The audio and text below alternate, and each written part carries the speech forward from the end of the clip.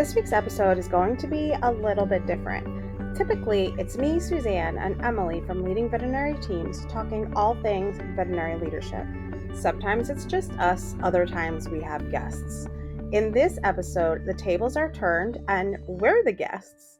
We were invited by Emily, the owner of Love.HuVet, a really awesome vet tech-led brand, to talk about navigating difficult conversations. This conversation was so good, we went way over time and therefore decided to split this episode into two parts.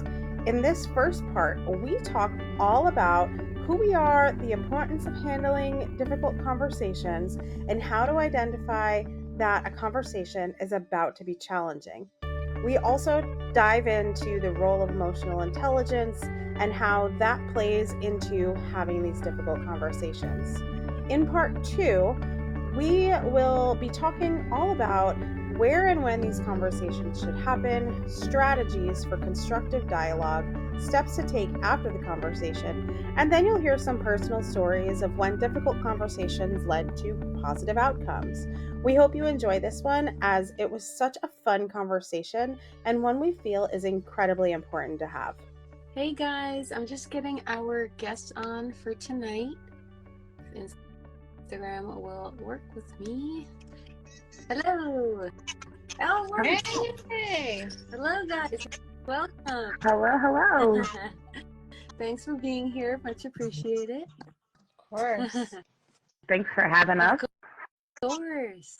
All right, awesome. It looks like people are joining. I can't believe two work that easily. Normally it takes like at least 10 minutes. Maybe 5.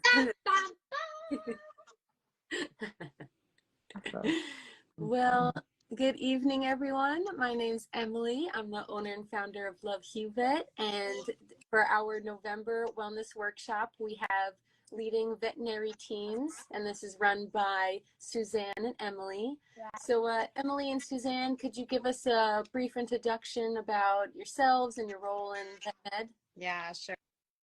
I'm Suzanne. I will try to be brief. I don't do brief very well, but I will try. I am a mom of almost 6-year-old twins. One of them is right here and the other one is right there. So I apologize ahead of time if they are loud, obnoxious, and annoying. Yeah, I'm talking about you. I am a wife. I'm a dog mom. I have a 2.5-year-old husky pitty mix named Mavi, a Chihuahua Dachshund mix named Miley, a very fat tabby cat named Louie. I have 2 bachelor's degrees, a bachelor's in business and in vet med, in veterinary technology. I am a licensed technician. Before vet med, I was in retail. I was a retail store manager. I managed 3 stores in New Jersey. And then when I got into veterinary medicine, I worked primarily in oncology for probably about 5.5 years. And then in the last handful of years, I've been in various leadership roles, from corporate leadership to hospital manager, most recently director of operations for a startup company. And now I'm the CEO and founder of Leading Veterinary Teams, where we provide mentorship, training, and community to veterinary leaders and people who want to be leaders in vet med, primarily looking to help people be the leaders that we never had. What? Love that. Thank you. Thank you so much for that and for being here. And your history is awesome. That's great. Emily, you want to share? Yeah, so my name is Emily. I am the co-founder of LVT. So a little bit about me is I am a dog mom to my little Chiweenie Lennon, who is very, very popular amongst my friends. And I have 4 cats. If you ask my roommates, they'll tell you that I moved in with 4 cats and a dog, and I'm moving out with 2 cats and a dog because they are going to be taking 2 cats away from me because they've fallen in love with them. So very, very big on my animals. I started in the field when I graduated college in 2008 with my teaching degree, and unfortunately could not get a job as a teacher because there was a freeze on hiring all teachers in New Jersey at that time. So I started working at Petco as an inventory manager. Had a family friend who was a vet, said, why don't you come clean kennels for us? You've always liked animals. And that's just kind of how it started for me. I put myself through school, ended up getting my certifications, worked my way up through management, was doing practice manager kind of things, and then eventually found myself in a corporate position where I was training hospital leaders on really how to connect with their team and those kind of things. And Suzanne and I both worked together and realized we can really kind of help change the vet field a little bit. So why not share our knowledge with everybody else? For real. I mean, it is so needed, and it's definitely something that unfortunately vet med lacks. So I think you guys are onto something. So why is that? Why is it so crucial to effectively navigate through these tough conversations in vet med? Emily, do you want to take the lead on this? It's up to you. I saw that you had some notes. I didn't know if you wanted to. One of the things in vet med, I'll just jump in really quick. One of the things in vet med is it's always hard to kind of talk to anybody, I think, at any leader level. Everybody kind of feels intimidated, especially in the vet med field, when it comes to your education and how long you've been doing things and those kind of things. Those are kind of things that people look at you and are like, well, I maybe don't want to have that conversation with that person because they've been doing it that way for so long. And you just kind of stand off a little bit. I find it more common when it comes to having those conversations between just other people that you're working with on the floor, not so much just leaders in general. And I think a lot of it has to do with like our viewpoint on seniority. That's a great point. And yeah, like you said too, a lot of people like tiptoe around and don't want to hurt feelings, but I mean, that's not the intention, you know. I think people need to Yeah, or learn. Yeah, and to kind of piggyback on that, you know, I think that it's really important to recognize that difficult conversations are always going to happen, especially in our business, right? Whether it's a difficult conversation with an owner, I've worked with cancer patients, right? We had difficult conversations all the time. Or if it's a difficult conversation with your, coworker or someone you're leading or a doctor. Early on in my career, it was really uncomfortable to have, as a leader, uncomfortable to have conversations with doctors because I was like, but I'm a technician. They're not going to take me seriously, even though I was their leader. So, sorry guys. My life here. I'm going to be on mute for a second. Yeah. Just to kind of talk a little bit about, like, I think where like Suzanne is going with this is a lot of it does come down to who we communicate with. I got into this field because a lot of us didn't want to deal with people, but I've never talked to so many people before in my life. Even working retail and in the hospitality industry, I talk to more people in the vet field, I feel like, than I have in those fields. So it is kind of one of those things that a lot of us, like I said, have gotten into the field for because we didn't want to talk to people too much, but we do end up having to have those conversations.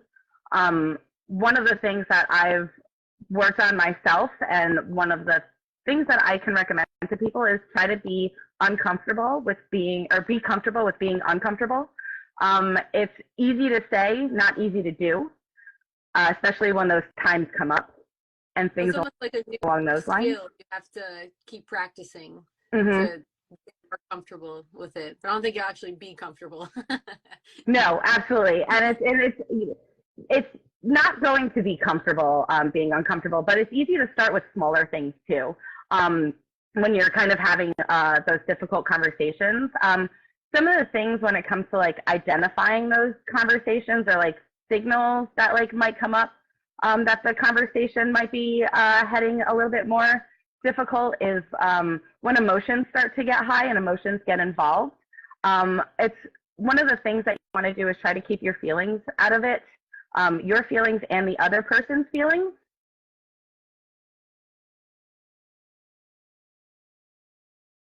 Especially being in the vet field, we are very passionate people. Otherwise, we wouldn't be doing what we do. 100%.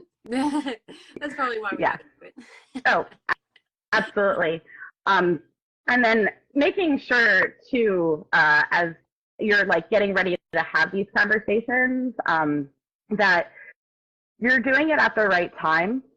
You want to make sure that you're okay with where your feelings are at too.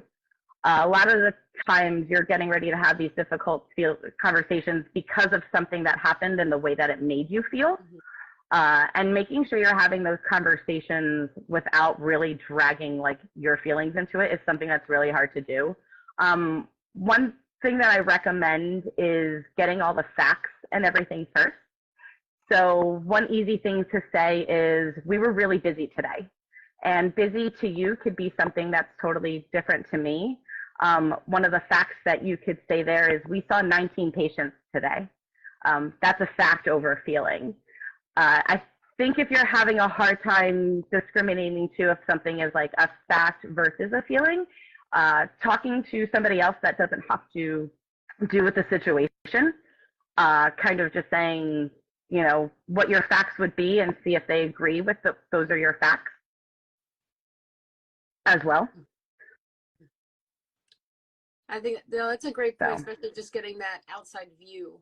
And even like if you go home and talk to a loved one first, just to like, you know, vent it out almost and get out all those emotion. And then you can, okay, maybe let me look back on this and get the key points that I really need to hit. Yeah. So one of like the biggest parts is like making sure you have your facts, and not just the negative facts too. Yeah. If there was something that happened that was like really, really well, and that situation or whatever it is that happens, sometimes these difficult conversations don't have to always be negative. They can also have to do with giving somebody criticism about something that they did. Everybody kind of gets a little nervous when you're talking about feedback. It's something that everybody wants to hear, but not everybody is willing to take. So those are also parts of handling those difficult and uncomfortable conversations.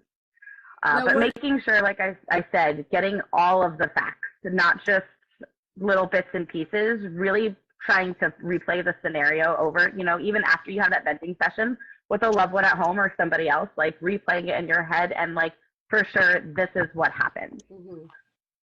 I know I do that. Like every time I have a conversation, it's just replaying and replaying and replaying. Now, what are some early signs that a conversation might be heading into difficult territory? Definitely checking body language. If somebody is kind of standing there with their arms crossed, they're not really making eye contact with you. They're not ready to have that conversation.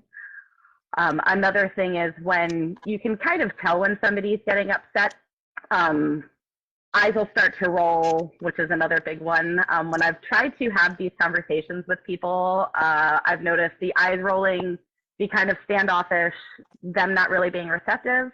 One of the things that I do in that situation is I tell them, I see that you're not ready to have this conversation just yet, but this is something that I would like to talk about when you're ready to have this conversation, and I put the ball back in their court. So this way, when they're ready, then I'm already at that point where I'm ready, so I could just pick up from where I left off. If it's the opposite, where somebody is trying to have a conversation with me and I'm not ready to have it, it's okay to set that boundary and say, I'm not ready to discuss this. I would like to talk about this with you at another time. But making sure that you're following up, that's the biggest part. We always forget that follow-up part. Even when it comes to like developmental meetings or just any type of meeting in general, I think in vet med, we get so involved in what's happening in the now that we go with that and everything's fine. And then a couple months later, the same thing happens and we have the same incident, and it's because we didn't get a chance to follow up from what happened the last time. So definitely having those follow-up conversations as well, and making sure that you're being true to yourself in the conversation. I like to be a little bit vulnerable when it comes. I like to be vulnerable when it comes to those things. I like to show people too that I'm not perfect. In the vet med field, none of us are perfect. None of us have all the answers. We're learning every day. Like I said, I've been in the field for 16 years, and my favorite thing to do is ask people, but why? Because vet med is always changing. So it's not me asking because I think you're doing it wrong. It's because I want to know more. And being able to flip that mindset and helping like my team and stuff like that more was able to help them flip their mind when it came to having conversations. as to them really wanting to know why things happened, as opposed to this has happened, this is how I feel about it, and that's it. I don't want to know anything else.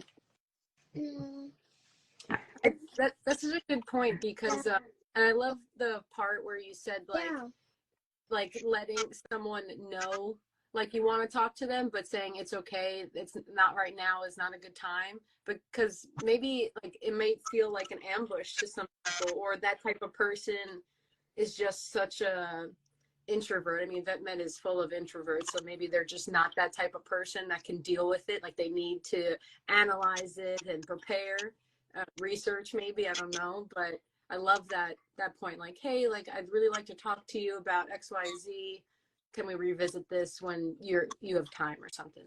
And I love that. Yeah. You bring up a really great point too, because you said that not everybody is, people are introverted, right? So we're not always ready for conversation. I think it's also good to point out that sometimes these difficult, challenging conversations are not always negative, right? We always assume that challenging conversations are negative, but for some people, any conversation is challenging, right? Like if you are a true introvert, you don't want to talk to people. And you're like like if I'm your leader and I come to you as an introvert, no matter what, you're already shut down. You think that something's wrong. It's negative. You're like, oh my God, I have to talk to her. Hi, And so I've worked with people that like that, and you really have to work through it with them. Like they really have to feel safe with you in order for them to be able to have a conversation with you. I worked with one gentleman who, it didn't matter. It could be the best conversation. It could be me like, hey, I want to chat with you about some really great things. He would turn bright red, completely shut down, could not like formulate sentences. And I'm like, I'm going to say, Joe, you're okay. Like everything's okay. He really challenged me to truly dig deep and learn what it means to have psychologically safe teams, because I was like, dude, I'm saying good things. But for some people, it's super challenging for them to take any kind of feedback or to have any kind of conversation for whatever reason that they've experienced. They automatically go to, oh my God, this is a terrifying situation. Well, especially like it's so good that mental health is becoming so relevant now, and not even just mental health, like maybe even like mental challenges. What do you consider like ADHD, ADD? Maybe you have you may be autistic. Like that's becoming more aware, and people are becoming more what's the word? Like they're able to speak about it, or at least let their employers know. Employers are hiring people like that, not discriminating against them. So I mean, it's such a melting pot of people in this field, like. And like you said, it's not even just the difficult conversations, but just talking could be the difficult thing of it. Exactly. So Emily, with your expertise in facilitating crucial conversation workshops, what are some key preparation steps before entering a challenging dialogue? One of the first things that you'll want to do is kind of state your end game. Let the other person know what you want to accomplish from this conversation that you're about to have. It kind of goes back to what we were just talking about. Like, if I'm going to have a conversation with you and I want to talk about X, Y, Z, and this is what I want to accomplish at the end of it, that person that I'm getting ready to talk to is going to go, oh, okay, cool. We're going to talk about this and we're going to come up with a solution kind of thing. And I know for me personally, because I'm not so much introverted, but I've had a very hard time having conversations with people. It took me a really long time to get to where I'm at. It did not happen overnight. But I will say, once I was able to start stating what my intent was, it was definitely a lot easier to have these conversations and be able to talk with people and get to a final end game and a result, and not just an argument, which was great. And I've said it a million times, but make sure you're getting facts over feelings and trying not to get the other person's feelings involved, which is super hard to do, including your feelings. So one of the things that I have practiced myself is I will take a situation that has happened, process my feelings, and then think of what exactly happened to make me feel that way. So what were the exact events that happened that made me feel that way? And those were where my facts were coming from. Now, Suzanne, how do you approach these conversations, especially considering the importance of nonverbal cues? Yeah, so I think that it's really important to make sure that you are not having these conversations in front of other people. Making yes. sure to tell people, even good conversations, honestly, I think it pick and choose. It really depends on what it is. And it's also really important that you know your people, because honestly, some people really enjoy, oh, you want that one? Okay, cool. Sorry, I'm like dual screening here and my kid. Anyway, so some people really enjoy the like big over the top, tell everyone I'm amazing, and some people would rather die, right? Yeah. Yeah, would rather not deal with that. So really knowing your people is got to be step one. Step two is making sure that in the appropriate situations, right? If it is a true crucial, a true difficult conversation, we have to have a performance conversation. We have to have a conversation that may be leading to termination at some point. Those types of conversations, do not have them in front of anyone. If you have to talk about something or you have to approach somebody about something that you're maybe upset about or there's emotions, do not do that in front of other people. It doesn't feel good. If you've ever been on the other end of that, you don't want to do that to other people. It feels like crap. So definitely right place, right time. Make sure that you have the space, not just emotionally. Emily just talked about emotionally being able to have the space, but also have the space and time physically, and in making sure that your environment is not one that you're going to get interrupted. People know that you're having a conversation. The door is closed means do not enter, and turn the phone down, keep your cell phone away. If you have I can't show my cell phone, pretend. If you have your phone, like I'm using it. If you have your phone, out on the desk, open over while you're talking to somebody and somebody texts you, you're no longer paying attention to that person. You're now looking at your phone or you're paying attention to the other things. So making sure that there's no distractions. You just talked about ADHD. I'm very open that I have ADHD. I cannot have distractions, but somehow I make this work. I was gonna say, you're killing it right now. I know. I'm used to this. You should have seen me back when I used to be on like big, corporate meetings and I'd have kids climbing all over me. But maintaining an open body language. So Amy Cuddy is famous. I don't know if you guys know of Amy Cuddy, but she's got a TED Talk all about power posing. About power posing, and she talks about before going into difficult conversations, you need to open up your body and put your hands on your hips like Superwoman and stand there really, really strong. Take a deep breath and be like, I got this. You could also do the starfish, put all of your limbs out.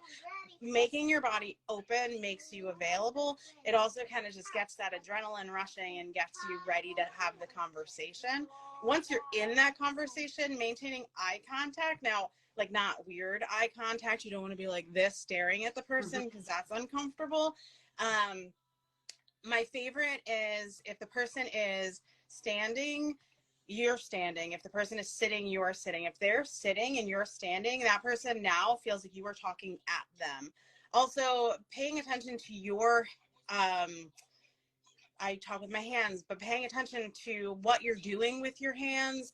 If you're standing, this is called steepling. So if you're sitting and your hands are like this is a power move. So that tells people that you're like trying to be powerful. Never point your finger at anyone. That's a really big one at Disney. You'll get fired if you point your finger. Even if you're pointing in a direction, you always point with two fingers. So like little things like that. There's so much to do with body language. You can't see me, but if I'm talking to a crowd of people or a group of people or even one person, if I'm talking to a client, my hands are in my pockets. I always have my thumbs out. Thumbs mean that you're open, thumbs out, thumbs in mean that you're closed off. It's such a small little thing, but if I have my hands completely in my pockets, it's like this unconscious reminder, like thumbs out. I don't know how to remind yourself that, but I'm like, thumbs out. You know, I like to, you gotta like thumbs up, thumbs out. We're happy, right? Like always have your body language open. And Emily just said, Hey, it's, that's mine. what's yours? Oh, she saw her bracelet. If the person you're talking to is closed off, if they're like this, if their you know, body is turned the opposite direction, if there's a desk between you, all of these things are things to take note of. It tells you how they are feeling and handling the situation. It also tells them a lot about how you're feeling and handling the situation. And lastly, one of the big things for me is facial expressions. So when you're listening to that person, don't be rolling your eyes like Emily said just a few minutes ago. Don't be rolling your eyes like you know, you could also, even that, like I'm listening to you, yep, sure, right? Like that doesn't tell you that I care about what you're saying, right? So you want to make sure that you're not seeming aggressive or dismissive. You want to listen with intent. You want to give the person your utmost attention. And most of the time, if the person is ready to receive the conversation, most of the time, if you're open and you have that open body language, they will. I can't remember, and I didn't write it down to talk about it, but there's like mirroring, almost, I think it's what it's called, where people will actually mirror both your emotion and what you're doing. So if you're open, they'll become more open. If you're calm, they'll become more calm. I talk a lot about being a thermometer or being a thermostat. So you're getting like all of it right now.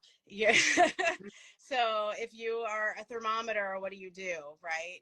Your temperature raises and goes up and down with wherever you are in the room. If you're a thermostat, you are creating the temperature for that room. You're setting that temperature. So I always go into these conversations thinking, do I want to go into a room that's at 100 degrees, right? Everybody's pissed off about Sally who didn't pay her bill.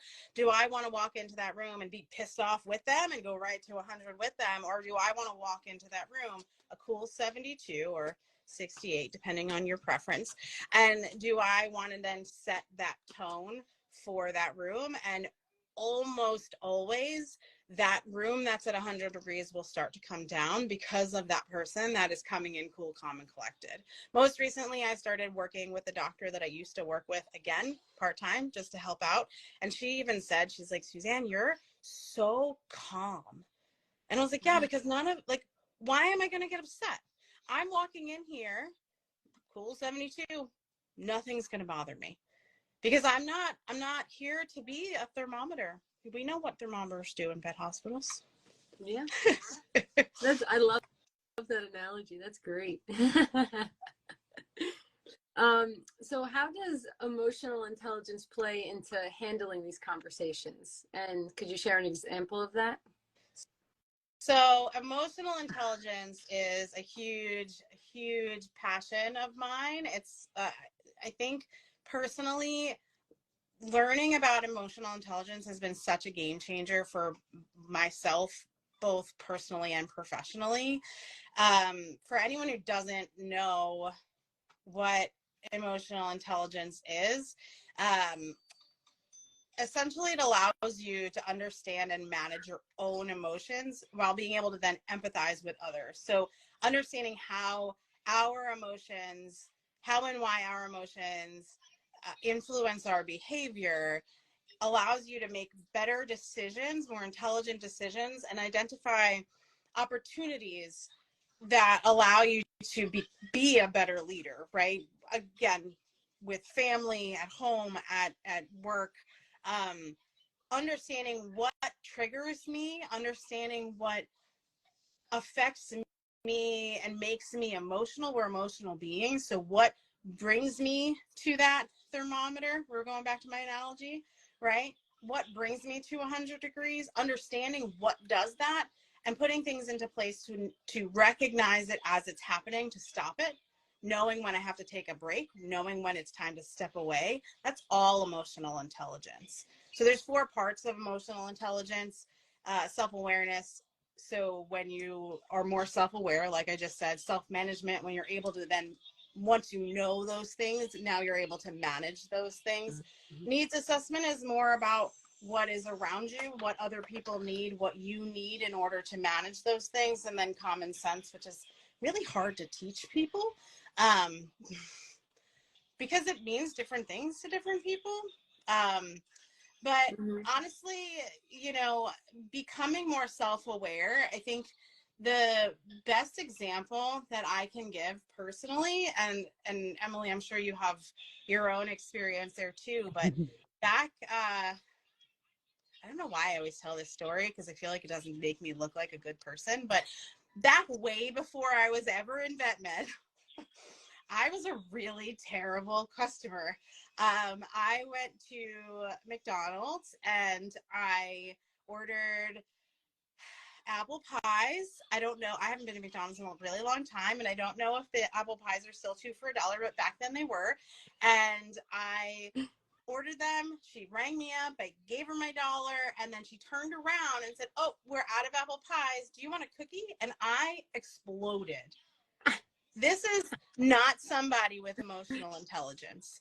I totally exploded. I was like, what the F are you talking about? Why? I was cursing at her, this poor young girl at the back, at the other side of the counter. Like, in hindsight, right? I'm like, why did I get so upset, first of all, over, I mean, the apple pies are good, but like, really? You know? And so I had a friend pull me aside and say, if that's how you're going to act, I can't, because I was with a bunch of friends. She was like, if that's how you're going to act in public, I can't be in public with you. And I really, like, I was like, oh God, yeah, I don't know how, I honestly, to this day, it was such a influential moment in my life because had I not trusted her, also she was my manager and friend. We became very good friends. But it wasn't that she can't, like, she knew how I worked. It wasn't like that at work. But she told me, you know, if you're going to be like this, we can't be seen in public. Like, you can't act like that. And we were in the mall that we worked in. It was like, it was just all things that were bad, right? Like, now I know, I'm like, I was probably wearing my work uniform. I was probably now like the voice of that store, walking in there being crazy. We don't act like that, right? And so it was a real test of maturity. I think that maturity is a good word for that. But you know, I trusted her, and I cared about her, and I believed that she had the best intentions when she was telling me this, and therefore I was receptive to it. I think what we have to be careful of when we try to have conversations with people about their emotional intelligence is that people do not change if they don't want to change, and they truly have to trust you to take the and want the feedback, right? They have to be open to and want the feedback to be able to change. And that was a pivotal moment in my life. Did I change overnight? I'd love to say that I did, but I absolutely did not. I am a much better customer. I would never do that to somebody, unless you're Verizon. Sorry, Verizon. No, I'm just kidding. I definitely, I definitely think more now than I ever have when I am the customer, because I put myself in their shoes, use empathy, all of these things. But it really started with that self-awareness and truly being able to hear someone who I trusted to be able to give me that feedback and then take it and then learn over time with lots and lots of therapy and help how to manage it. Well, especially, you know, like, I mean, if you didn't have someone say that, you might not know that that's how you come off to people. Like, sure, like that happened, but like you said, you kind of even don't remember it. Like, sometimes people black out and things happen, even not such stressful situations or such negative ones. Like, I feel like most of the time they are, but you know, sometimes people just need like a, you know, this happened, like they need to reflect and go over it together. And for them to say how it made them feel too. Yeah. I mean, that had to have been such a big wake-up call. Yeah. Yeah. And I mean, in hindsight, I was like, I really had to sit down and think, like, why did that upset me so much? Like, there was a lot to unpack there. There's a lot to unpack there. But I mean, but at the end of the day, you know, it truly is. It was emotional intelligence, and learning about emotional intelligence brought me back to that. Hey, what are you doing? It's not touchscreen. Brought me back to that, and how